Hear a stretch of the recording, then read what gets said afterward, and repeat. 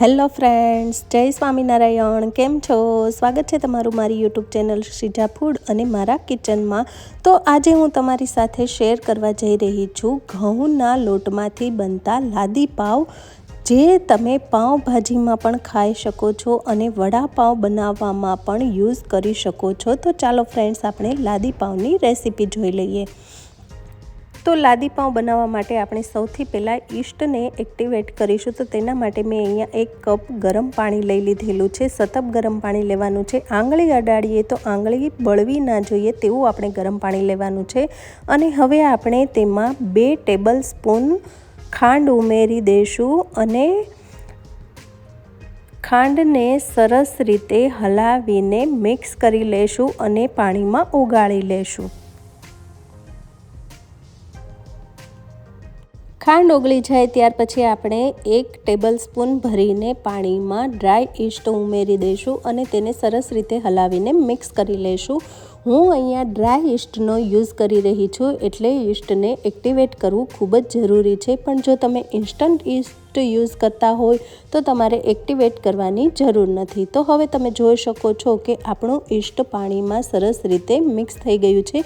તો હવે આપણે તેને 10 મિનિટ માટે એમ જ રહેવા દઈશું અને 10 મિનિટ પછી જોશું તો તમે જોઈ શકો છો કે આપણું ઈસ્ટ આવી રીતે દેખાઈ રહ્યું છે. તે એકદમ સરસ રીતે એક્ટિવેટ થઈ ગયું છે. ઈસ્ટ એક્ટિવેટ થઈ જાય ત્યાર પછી આપણે 3 કપ ઘઉંનો લોટ લઈ લઈશું. મેં અહીંયા આપણે જે રોટલી બનાવવા માટે લોટનો યુઝ કરીએ છીએ તે જ લોટ લીધેલો છે. તો 3 કપ જેટલો આપણે ઘઉંનો લોટ ઉમેરી દઈશું અને 1 ટીસ્પૂન જેટલું આપણે તેમાં મીઠું ઉમેરી દઈશું. અને હવે આપણે સ્પેચ્યુલાની મદદથી લોટને અને પાણીને સરસ રીતે મિક્સ કરી લઈશું. તમે જે રીતે વિડીયોમાં જોઈ રહ્યા છો તેવી રીતે આપણે લોટને પાણીમાં સરસ રીતે સ્પેચ્યુલાની મદદથી હલાવીને મિક્સ કરી લેવાનું છે. ફ્રેન્ડ્સ, જો હજુ સુધી તમે મારી ચેનલને સબસ્ક્રાઈબ નથી કરી અને મારી ચેનલ પર પહેલી વાર આવ્યા છો તો મારી ચેનલને જરૂરથી સબસ્ક્રાઈબ કરી લેજો અને મારા વિડીયોને તમારા ફેમિલી ફ્રેન્ડ્સમાં પણ જરૂરથી શેર કરી દેજો અને મારા વિડીયોને હાઈપ પોઈન્ટ આપવાનું પણ ચૂકશો નહીં. તો ફ્રેન્ડ્સ, હવે તમે જોઈ શકો છો કે આપણે સરસ રીતે લોટને અને પાણીને મિક્સ કરી લીધેલું છે. તો હવે આપણે હાથની મદદથી મસળતા જઈને આનો સરસ એવો લોટ બાંધી લેવાનો છે.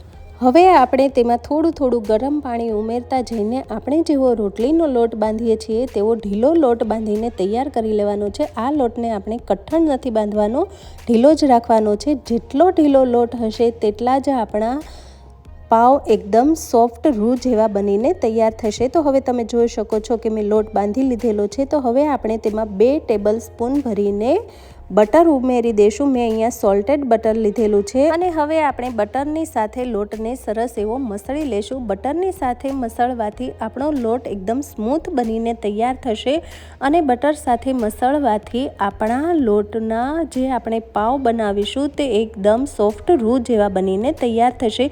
તો લોટને મસળવો ખૂબ જ જરૂરી છે. તો 1 થી 2 મિનિટ અથવા તો 3 મિનિટ તમારે લોટને સરસ રીતે મસળી લેવાનો છે. તો હવે તમે જોઈ શકો છો કે મેં લોટને સરસ રીતે મસળીને તૈયાર કરી લીધેલો છે અને હવે આપણે લોટમાં આવી રીતે ઉપરથી 2 ચમચી જેટલું તેલ લગાવી દઈશું અને લોટને ફરતી બાજુ સરસ એવું તેલથી ગ્રીસ કરી લેશું. લોટને તમે જે રીતે વિડીયોમાં જોઈ રહ્યા છો તેવી જ રીતે આપણે બધી બાજુ સરસ એવું લોટમાં તેલને લગાવી દેવાનું છે. અને હવે આપણે આ લોટને ઢાંકીને 1 કલાક સુધી કોઈ ગરમ જગ્યાએ મૂકી દઈશું, જેથી કરીને તે સરસ એવો ફૂલીને તૈયાર થઈ જાય. અને 1 કલાક પછી આપણે લોટને જોઈ લઈશું. તો તમે જોઈ શકો છો કે લોટ એકદમ સરસ એવો ફૂલીને બહાર આવી ગયો છે. આપણું ઢાંકણ પણ એકદમ લોટ થઈ ગયું છે અને લોટમાં એકદમ સરસ એવી જાળી પણ આવી ગઈ છે. તો હવે આપણે તેમાં આવી રીતે હાથની મદદથી પંચ કરી દઈશું અને હવે આપણે લોટને ફરી પાછો મસળીને તૈયાર કરીશું. આ લોટને મસળવો ખૂબ જ જરૂરી છે. જેમ આપણે લોટ મસળશું તેમ જ આપણો જે પાવ છે તે સરસ એવા સોફ્ટ બનીને તૈયાર થશે. તો લોટને મેં આવી રીતે પાટિયા ઉપર લઈ લીધેલો છે અને હવે આપણે લોટને સરસ રીતે પાટિયા ઉપર 2 થી 3 મિનિટ સુધી મસળી લેશું અને એકદમ સોફ્ટ કરી લેશું। તો હવે આપણો લોટ એકદમ સોફ્ટ થઈ ગયો છે। તો હવે આપણે તેને આવી રીતે રોલ કરી લેશું અને તેમાં આપણે કટ લગાવી દઈશું અને હવે આપણે તેના લુવા બનાવી લેશું। 3 કપ લોટમાંથી આપણા 9 જેટલા લાદી પાઉં બનીને તૈયાર થશે। તો તમે જે રીતે વિડીયોમાં જોઈ રહ્યા છો તેવી જ રીતે આપણે એક જ સાઇઝના બધા લુવાને બનાવીને તૈયાર કરવાના છે અને આપણે હાથની મદદથી આવી રીતે લોટને ગોળ ગોળ ફેરવતા જઈને તેના સરસ એવા સોફ્ટ લુવા બનાવીને તૈયાર કરીશું। તો તમે જોઈ શકો છો કે મેં આવી રીતે બધા જ લુવાને સરસ એવા સોફ્ટ કરીને તૈયાર કરી લીધેલા છે। તો હવે મારી પાસે આવી રીતે એલ્યુમિનિયમની ટ્રે છે, તો તેને મેં ઓઇલથી સરસ રીતે ગ્રીસ કરી લીધેલી છે અને હવે આપણે તેમાં લુવાને આવી રીતે ગોઠવી દઈશું।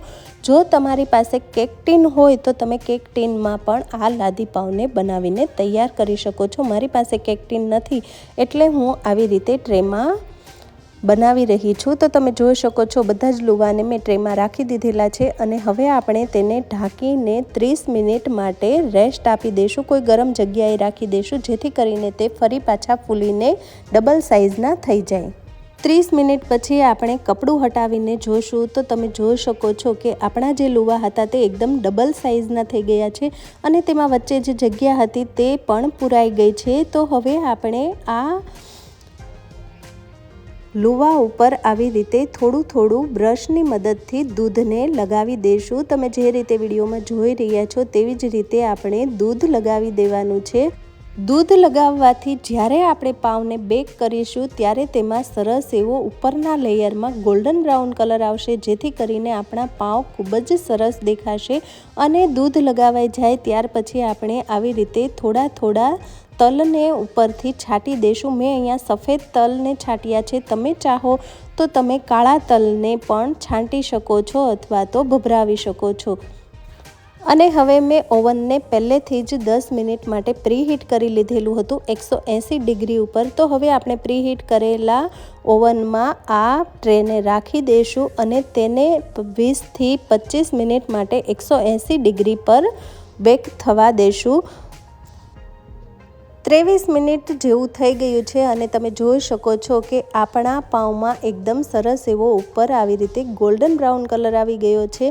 તો હવે આપણે તેને 1 મિનિટ જેવું થવા દઈશું અને 1 મિનિટ પછી આપણે ટ્રેને બહાર કાઢી લઈશું। તો તમે જોઈ શકો છો કે એકદમ બહાર મળે તેવા જ આપણા લાદી પાઉં બનીને તૈયાર થઈ ગયા છે, બેક થઈ ગયા છે। તો હવે આપણે તેના ઉપર આવી રીતે થોડું થોડું બટર લગાવી દઈશું જેથી કરીને ઉપરનું લેયર છે તે હાર્ડ ના થઈ જાય એટલે કે કડક ના થઈ જાય, સોફ્ટ જ રહે। તો એકદમ પોચા રૂ જેવા આપણા લાદી પાઉં બનીને તૈયાર થઈ ગયા છે। તેને આપણે એકદમ ઠંડા થવા દઈશું અને ત્યાર પછી જ તમે તેને યુઝમાં લઈ શકો છો। તો તમે જોઈ શકો છો કે જેવા બહાર બેકરીમાં મળે તેવા જ આપણા એકદમ સરસ એવા લાદી પાઉં બનીને તૈયાર થઈ ગયા છે। તો ફ્રેન્ડ્સ, એક પાવને હું તમને આવી રીતે હાથની મદદથી દબાવીને બતાવું છું। તો તમે જોઈ શકો છો એકદમ પોચા આપણા રૂ જેવા લાદી પાઉં બનીને તૈયાર થયા છે। તો હવે આપણે તેની અંદરનું પણ ટેક્સચર જોઈ લઈએ। તો આપણે કટ કરીને જોઈશું તો તમે જોઈ શકો છો એકદમ સરસ એવા જાળીદાર આપણા લાદી પાઉં બનીને તૈયાર થઈ ગયા છે। તો ફ્રેન્ડ્સ, જો તમે ક્યારેય આ લાદી પાઉં ઘરે નથી બનાવ્યા તો તમે પણ એકવાર ચોક્કસથી ઘરે ટ્રાય કરજો।